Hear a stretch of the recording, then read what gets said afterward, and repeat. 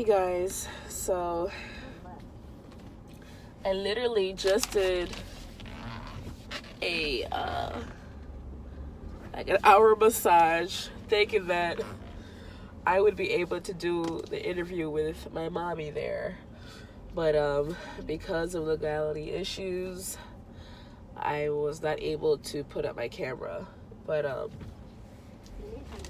so we're going to go ahead and resume this interview at her house. So that's where we're going right now. I'm following her. She doesn't live too far away from me, about like 5 minutes away. So this is good. This mommy's name is Melissa. She has 2 babies. Where they're not even babies anymore. I think her oldest is 16, I believe. And the youngest is, I want to say 10, I think. So, yeah. So we're going to go and do the interview at her house. And yeah. Stay tuned. Oh my god, I sound so nasally. So okay, let me just give you a brief disclaimer for why I sound the way I sound. So at night now, I don't know what's going on, but every time I lay down, all of a sudden I get real congested, and I'm like, yo, I don't even, how do I sound? I sound bad nasally, huh? That's what I probably sound like. Alright. I'll see y'all. Hey guys. I have a new mommy with me. Her name is Melissa. She's been with my family for quite a while. How many years now? Alright, so this is easy to remember because Matthew was about 6 months old when I came to your family, and he is 10 and a half. So it's been just shy of 11 years, I guess. Whoa. Yeah, a long time. Yes. So Melissa is my sister's speech therapist and also a good friend of ours. So yeah, she's a mommy of 2. I am. Yes. And so here we go. Tell me a little bit about yourself. I come from a family of 4. I have 3 other siblings. I'm third in line. I have 2 older sisters and a younger brother, and we're kind of spread out, and I come from an interesting mixture of Norwegian, Irish, American from my mom's side, and Cuban on my dad's side. So 2 of us have my dad's jet black hair, dark brown eyes, and 2 of us have my mother's lighter eyes, lighter hair. Yeah. My sister and I took more from my mom's side. Okay. So, born in the Midwest and kind of moved all around because my dad was transferred quite a bit early on, and then we settled finally in South Florida when my dad took over a portion of the company at the time in Miami in 1984, so I was about 9. Okay. So for the latter part of my growing up years. Okay. I'm a South Floridian. Nice. Yes. Nice. Yes. So I'm a speech pathologist. Yes. Pediatric, mostly, with some mixed in adult patients. Married to someone who I knew in grade school, but really couldn't stand. We joke about it. He was kind of annoying in grade school, but we got back together after it was after my 4 years of undergraduate, and he was still finishing his undergraduate, and we just caught up again in the summer, and fast forward, here we are. 21 years later of marriage. Yeah. So nice.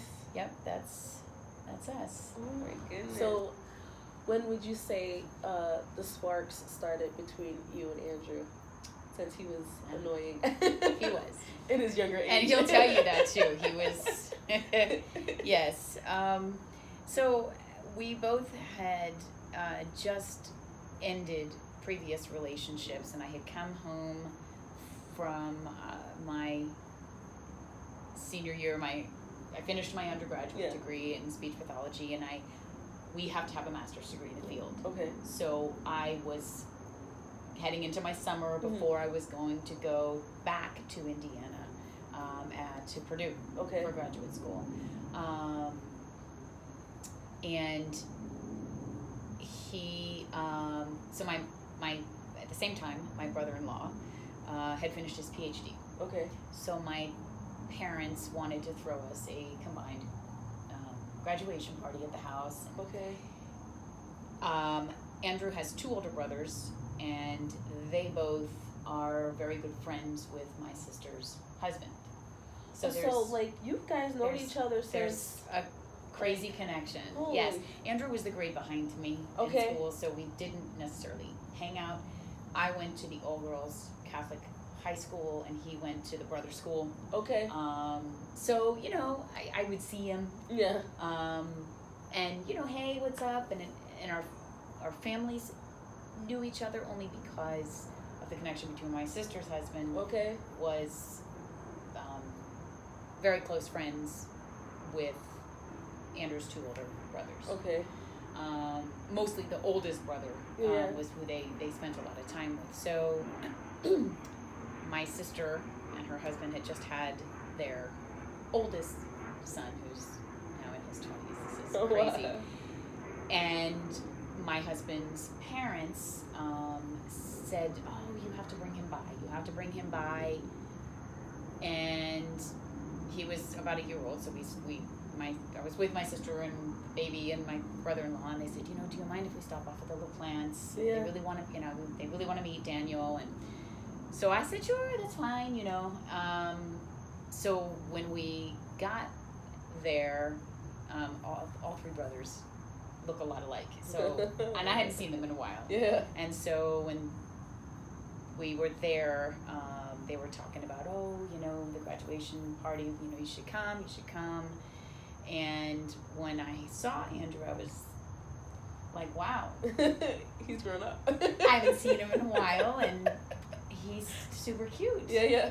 So I said something to my brother-in-law, which was what started the problem. And many people claim the relationship from my grandmother, who was my Cuban grandmother, who lives in Chicago, but she was the one who, at the graduation party, claims that she was the one that really pushed things together, because anyway, the older brothers said, you know, hey, we heard that Missy likes you, or that she, you know, thought you were cute or whatever, and they told us we should go. You should come with us to the party. And he was, you know, a little kind of like apprehensive. I'm not sure. And they, just come. And so he did. And, you know, we caught up, we talked, and then shortly, a few days later, he had tickets to a Marlins game, and he asked me out on an official date. And back then we didn't have cell phones, so it's so funny because I remember hearing the message. He was trying to reach me, and he had left a message, and my mom and I had been out pretty much all afternoon, and when we got home, the message, and it was like an hour and a half from when I'd have to be ready for the game. So I called him back, and I said yes, and that night, and every single night that summer, we were together. Every single night. We say this all the time because it's crazy. We did every single night. We were together, and it escalated very quickly to knowing, you know, we had been in previous relationships, and so we knew at that point, you know, I knew he had what I wanted. I knew he came from an amazing family background, and you know, we had a lot of history and the same church, and all sorts of really cool things that just really seemed to fall together. And then sadly, I had to go to graduate school, and he still had 1 year to finish at University of Florida. So we stayed together. It wasn't easy.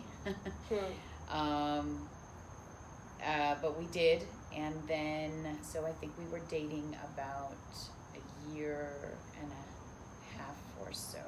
He asked me, yeah, it was a year and a half, because he asked me on December 21st to marry him of the following year. Wow. So, and that was so we got married in October of 98, and we got engaged in December of 97. So just shy of a year engagement.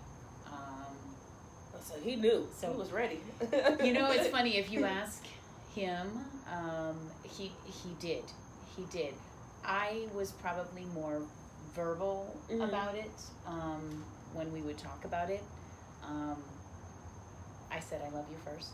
And I think it was probably like maybe a week into the relationship, which my daughter can't believe I did that. I said, but when you know, you know. Yeah. And the joke is, I said I love you, and he said thank you.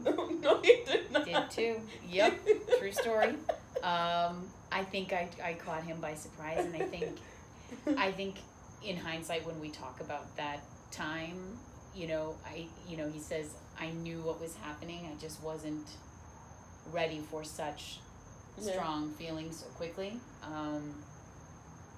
So we had some tough decisions to make when we were separating, and he drove me up actually to graduate school and helped me get settled in, and I never cried so much in my life than when he left. But we had to make the decision: are we gonna try to do this long distance? Those were some of the most. Again, we didn't have cell phones. Yeah. This is so aging me.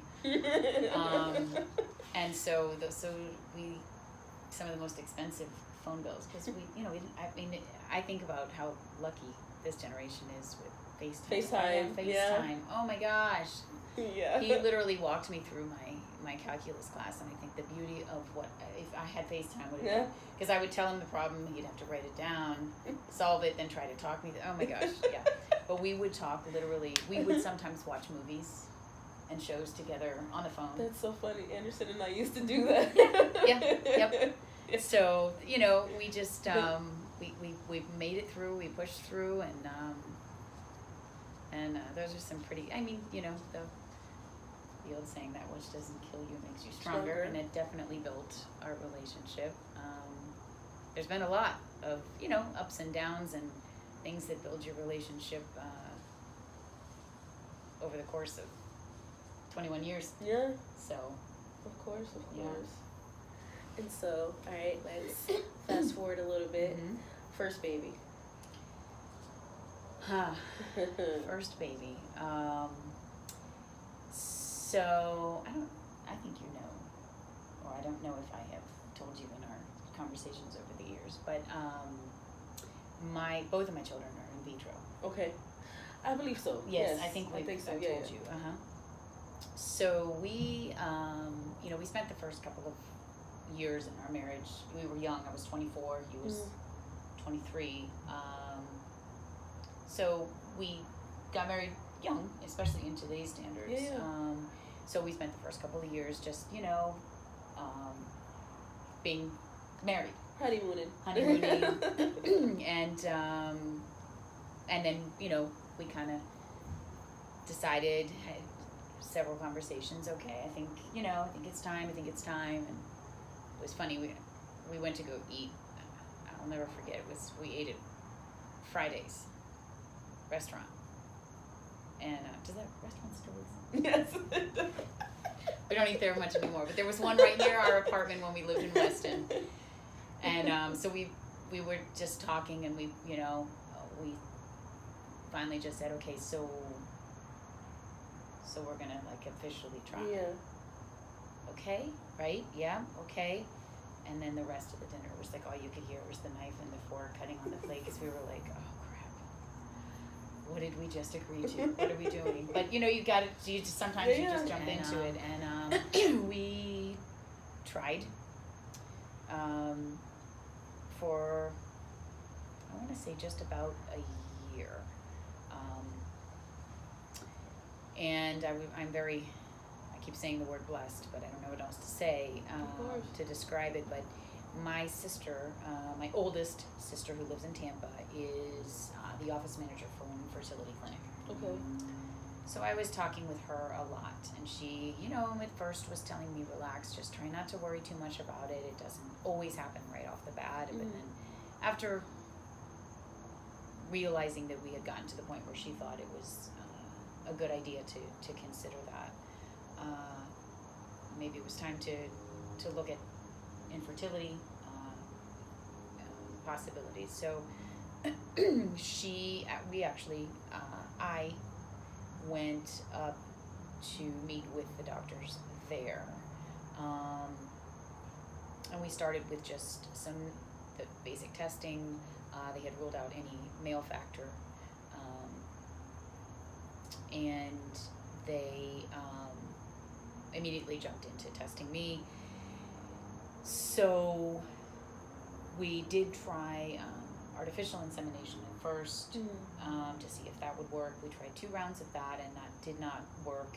So then we jumped into the best option was in vitro.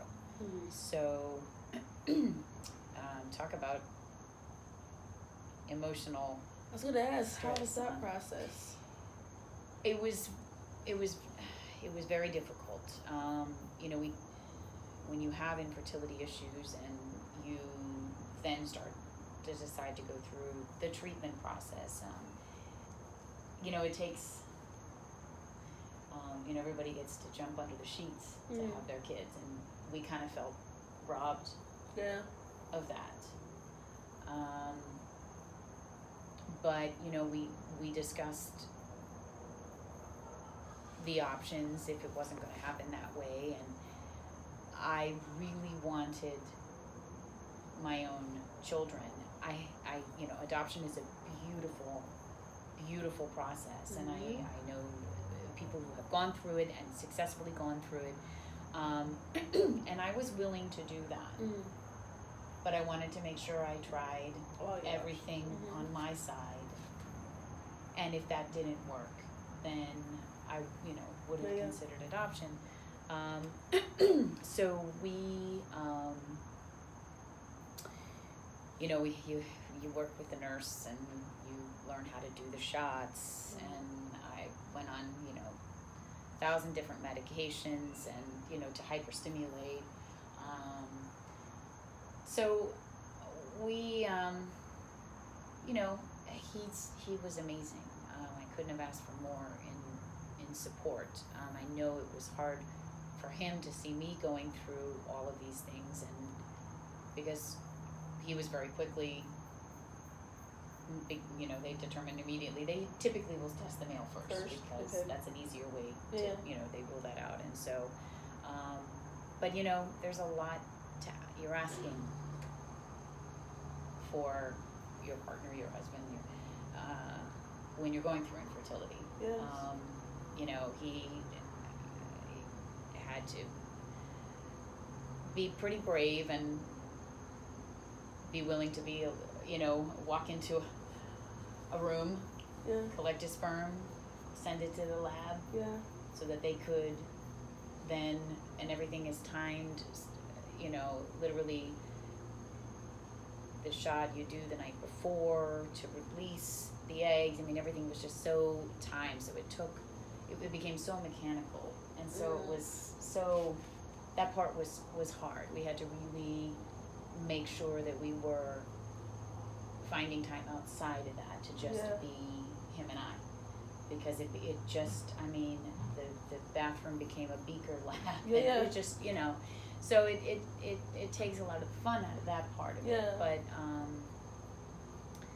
we were just really careful to not lose sight of the important things through all of it, and so we went through the first cycle, and 3 eggs were retrieved, 2 of which survived, and 1 of which took. So how was your mental health during that whole time period?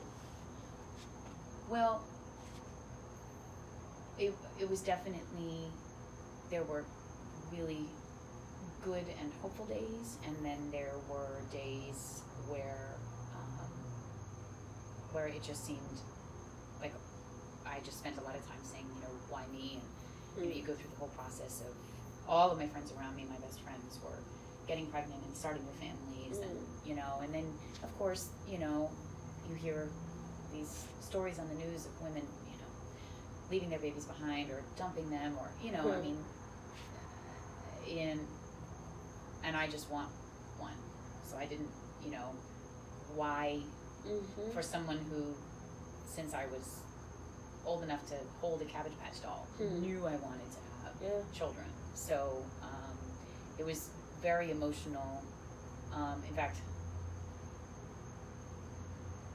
and it was such a crazy time too, because the appointment. So once I saw the doctors up in Tampa, obviously I couldn't go through treatment with them there. Yeah. They referred me to somebody here locally, and that appointment to basically verify, yes, the only option we have is in vitro, was on the day of September 11th. Really? So I remember sitting in that appointment, and there was so much happening in the world, emotionally and all that, and then you have this, and you're sitting in this office, and I had no idea what was in store, and then the financial stress is a whole other ball of wax, because it's tens of thousands of dollars to go through the process. Now they have much better programs. There's so many more things they can do than they were doing 16 years ago. Yeah. So I really tried to walk away from it as much as we could.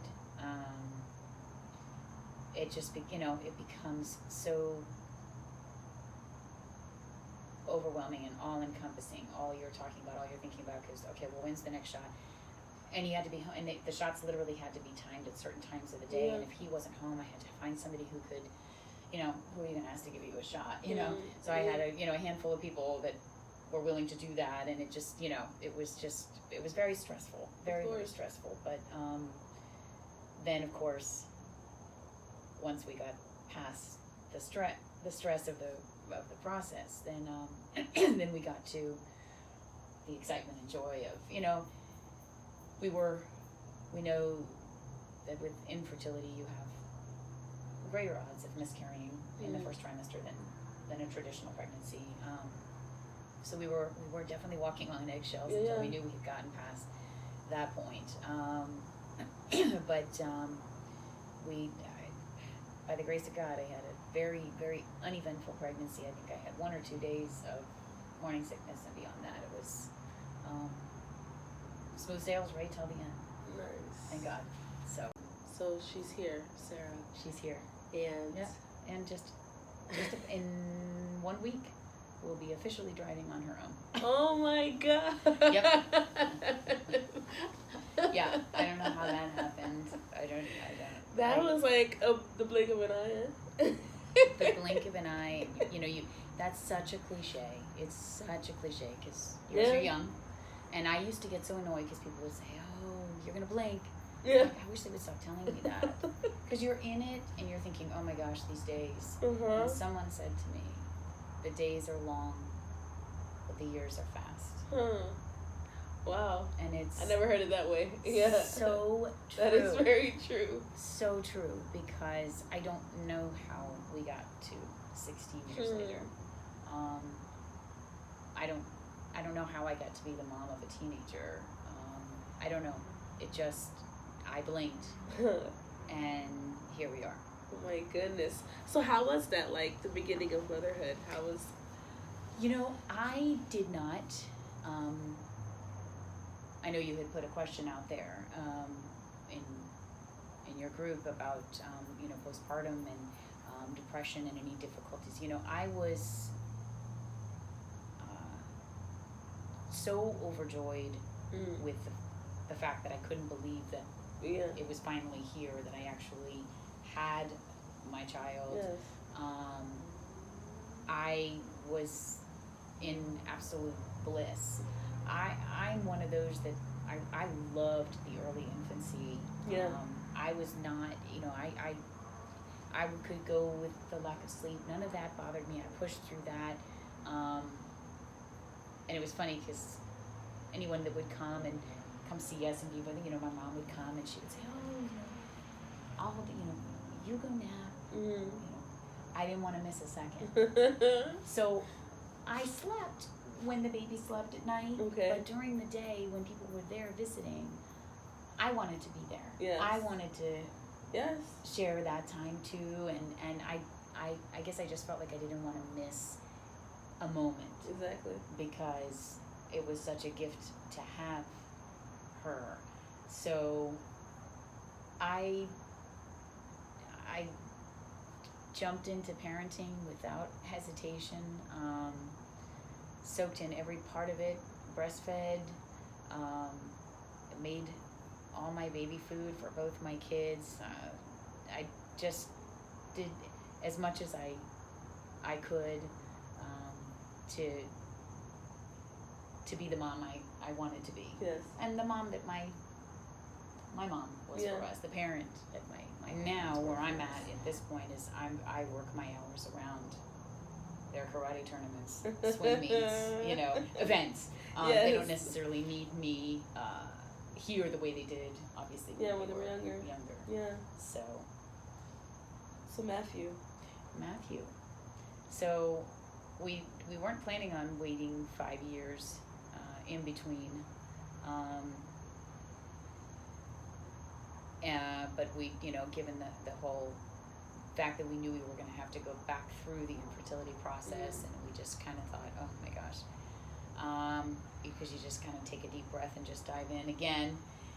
And this time it was going to be different because this time around it was going to be with Sarah. And I didn't want to, I was worried about subjecting her to the stress of going through that again. Yes. And she was 5.5 when he was born. So we were going through this. So she she's was got a lot of 4.5. understanding at this point. Yeah, she did. And it was nice. I actually appreciated the years between them because during the pregnancy I was able to really talk to her as much as a 5-year-old could understand. Yeah. But she really, I could talk her through a lot versus the toddler age is very difficult. You can't really, mommy's having a baby and they don't really understand that. So I did appreciate the years between them. And it was a little bit easier during that time for Matthew because I had so much distraction with Sarah. I didn't have time to really be let it overcome my emotions. I allowed myself to emote, but it was kind of nice to have the distraction and just gently be reminded that I have Sarah. Yes. I have Sarah. And I don't want Sarah to feel that she doesn't have my all attention just because I'm going through this process. Yes. So it was a nice way to balance it. I think it made the process a little bit easier the second time around. I knew what I was going into. By that point he could give me shots in his sleep. He would barely wake up, give it to me, and we'd go back to bed, So the second time around was, a little easier in the sense that we knew what we were headed into. And again, we, went through the whole process, but again, didn't have to worry about further treatments or further because his also took the first go around. So God was looking over us and figured that we're going to give him a blessing somewhere. So we, with him as well, and it's, it's funny because you're asking me how, and I'm thinking back so many years, but I didn't get the same thing that everybody else gets. Like I never found out I was pregnant from a stick. Yeah. You know, peeing on a stick. I was always envious of women that just, oh, I think I could be pregnant. You know, what's that like to be, I think I'm pregnant, and go to the store and buy a pregnancy test, you know. Mine was so medical, you know. You would go through the in vitro, and then 3 days later you'd go in and get blood work, and then 10 days later you'd go in and get the test to let you know if the in vitro took if you were pregnant or not. And they tell you specifically, because you have so many hormones in you, they tell you please don't do a pregnancy test because you can get a false positive. A false positive. So, and that's just emotionally, I couldn't. Yeah. You know? So you wait. And so the way I found out was, you know, both times was through a phone call, my favorite nurse. But, so I didn't get that excited feeling of, you know, going to buy the pregnancy test and am I, and getting to surprise Andrew if I'm pregnant or we're pregnant. You know, he was waiting for my phone call to tell him. So it was different, but yet no less joyous. Yes. Because, you know, in the end, nobody knows when we're walking down the street how that baby exactly. And so when that baby is in our arms in the hospital room, doesn't matter how he or she got there. The fact is the she baby's was there. still here. It's here, and so healthy, we great, get to enjoy the same joys of parenthood that every other parent does. It's almost like where sometimes I would see moms almost talk to each other where it's like, oh, you know, I had my baby naturally versus like a mom who had a baby C-section. And it's like, why would you downgrade either or, you know? I understand like natural is like, you know, the way that we've been doing and it's the preferred way, whatever. But, you know, nonetheless, that baby is still here and healthy. Right. You and know? I had both. I had with Sarah, she was an easy birth. She was vaginal, no complications. She was out in no time. And I was like, wow. I don't know why everybody complains about it. This was nothing. I did have an epidural, but other than that, I was like, it wasn't that bad. Yeah. And then with Matthew, I had, we had an emergency C-section and a highly allergic, or a highly emergency situation because it was, he had a prolapse cord. So I was pushing and the nurse was noticing that as he was crowning, the cord was coming first, so he was losing oxygen. So his heart rate was dropping every time. And at first they didn't know why, but the experienced head nurse knew to check. But you love those experienced older nurses. Felt what was happening, and in 3 seconds she straddled me, pushed him back in the canal, pushed the emergency button, asked my husband to throw the chart on the bed, and said, we're going to the OR. And all I can remember was in less than 3 minutes there was a team of doctors racing down, including mine, and I remember hearing him saying, what the hell happened? He had just checked me. I mean, maybe 20 minutes before, he said I was close, I'm going to go deliver somebody, I'm going to come back, and I'm sure you're going to be ready. And of course I was ready, but they didn't know. And so by 7 minutes they had him out. Wow. So he was fine. He was perfectly fine. So I had both. But again, I mean, the babies are both here. I say that the C-section is my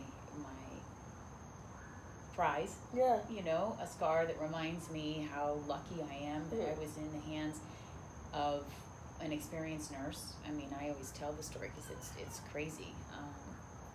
There was a shift in nurses, and the nurse right before this nurse was young, super sweet. I mean, absolutely just never left my side. But she was young and a fairly new nurse. And she would not have caught that. Have had the wherewithal And honestly, she was very heavy set. Okay. Oh. So, two things. They in that situation, that nurse, had been a nurse already for over 30 years, and was able to get on the gurney, and straddle, and literally push him back in the canal. So, I mean, that was precious minutes that would maybe not have happened. So, we say this all the time, that, there was absolutely the hand of God in that, because the shift happened, and that's when everything started happening. Yes. And had that happened 20 minutes before, it would have been possibly a very different ending. Yeah. We always laugh about how, and you know this too, you come home with your first baby. So when we came home with Sarah, we had everything set up and lined up, we had everything was so organized, and we picked her up and we placed her in the swing, and we sat and we watched her, and it was this quiet, and just what a beautiful way to bring this baby into the home, and so we were passing her between each other, and this is so great, we're finally a family, and then you fast forward to baby number 2, and when we left the hospital, because they discharged us, I was begging them to discharge us, and we looked at our watches, and we were like, if we hightail it, we can actually make it for a pickup, because we had people ready to pick her up in case we weren't. Okay. And he's like, oh, wouldn't that be awesome if we picked her up with baby, Yeah. We still have bracelets on, and pulling through, got her, got home, we had pre-made meals, we had frozen meals that we had prepared, ready to pull out of the freezer, and she had math homework and a test the next day. Oh, wow. So, and her reading, so I just remember with the second one, we laughed because I was standing at the kitchen table, she was finishing her little math homework, she was in kindergarten, so she didn't have a lot, but I just remember with my foot, I was rocking, because he was hungry, and I needed just like 5 more minutes, and I mean, had that been my first one, that baby whimpered, and we were, and here I was just like, give me another minute, we're almost done with math, so, and he was in the kitchen, my husband pulling out the food to stick in the oven, so it was just, the difference between the single, the one child, and then the next child, poor Matthew just had to learn to wait 5 minutes a lot. So that second, and I know that third child, forget it. Oh, so, my God. Yeah, no. Yes, Juliana has had to make her way into Oh, this. yes. Yep. Yeah, she has to assert herself, or things will just, her 5 minutes or more. Yeah. What was your life like with, the 2, and just, your daily routines? Well, even now you're kind of even still busy because they're into, Yeah. Yeah. Every stage brings on new worries, I keep bringing all these cliches because these are all the ones that you hear. Yeah.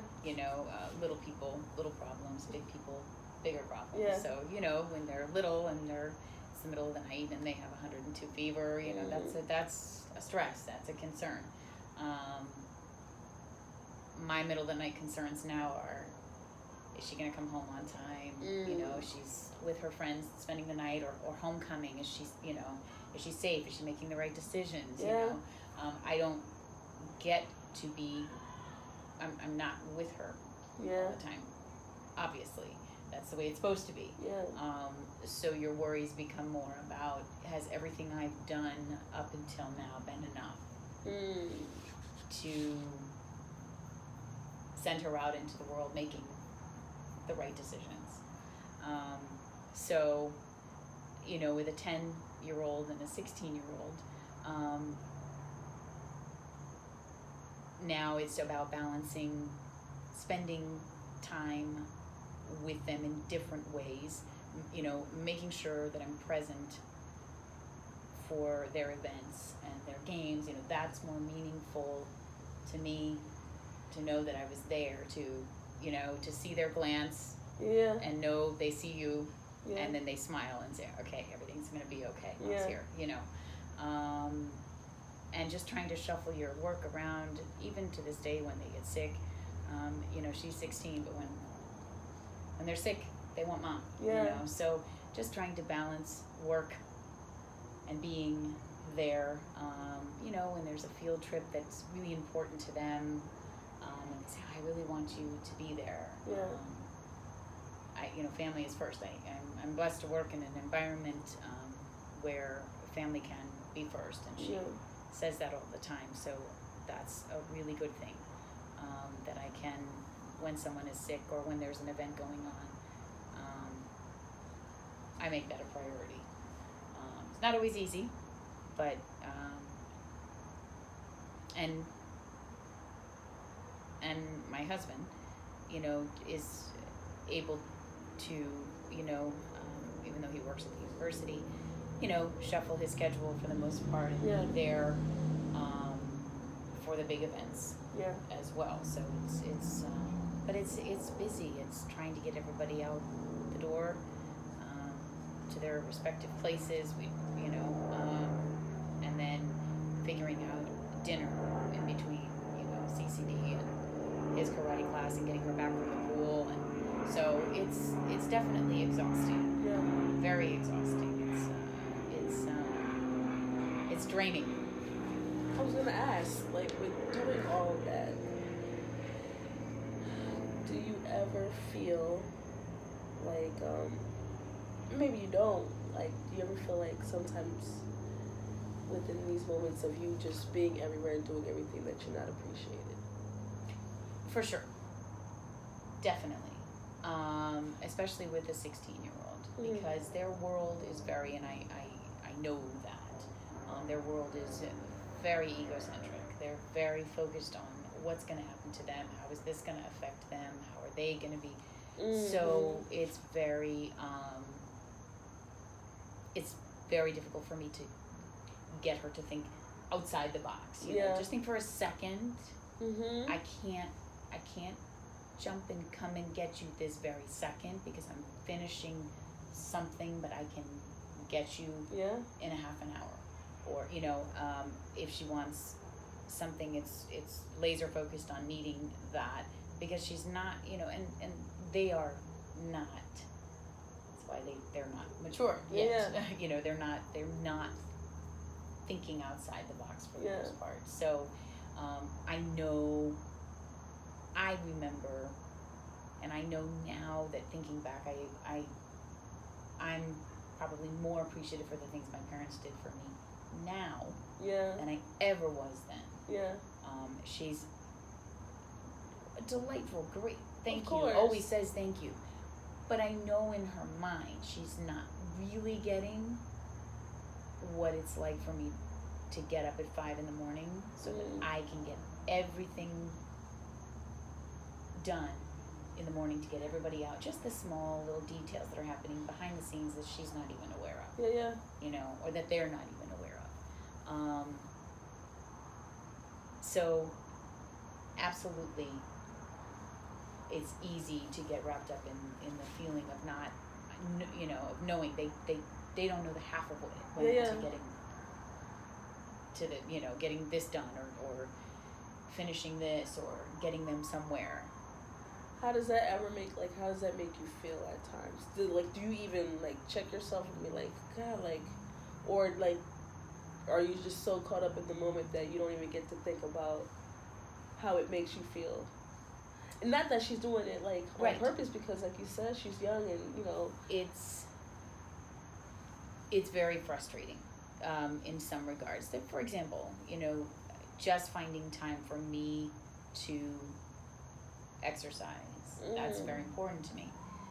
The only time I can is if it's first thing in the morning, because afternoons is just, I have to be available to get to and from practice or to and from, even though she's starting to drive, she won't have a car of her own. So I still have to provide some sort of transportation. And the same thing with Matthew. So I typically will go to the 5:30 classes. But in order to do that, I have a carpool with a couple friends that I take her to them, and they take her into school because she goes to school at Cardinal Gibbons out in East Fort Lauderdale. So that's a drive. She would much prefer that I take her every single day.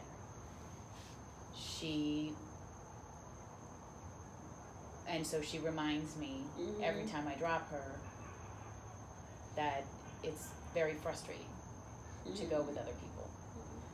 And I constantly remind her that I did this growing up. This is just, I said, I don't have another choice. This is the only. And to her, she doesn't see how important it is for me to have that time to exercise, because I don't have any other time to do that. So that's that example of, she's just frustrated because she wants me to drive her every day. She doesn't want to have to be in the car with other people in the morning. She just wants me to drive her. But I can't give her that, and it's not that I can give her that, actually. Let me reword that.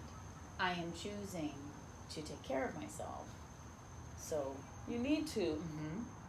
You need to. Yes, and she isn't, on her end, it's, I just want you to drive me. I just don't understand why you can't drive me. Because she can see the bigger picture of understanding that if I don't exercise, then I'm not healthy. Then I might not be here 10, 20 years down the road. I know at some point in her life she's going to look back and say, thank you for doing that, Mom. Because I saw my parents doing that. They always walked, exercised, and so that's important to me. I it's just not an option not to. How do you guys approach,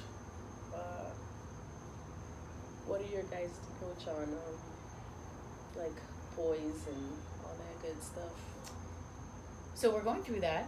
We've been through that quite a bit in the past, year and a half. So I've been we've been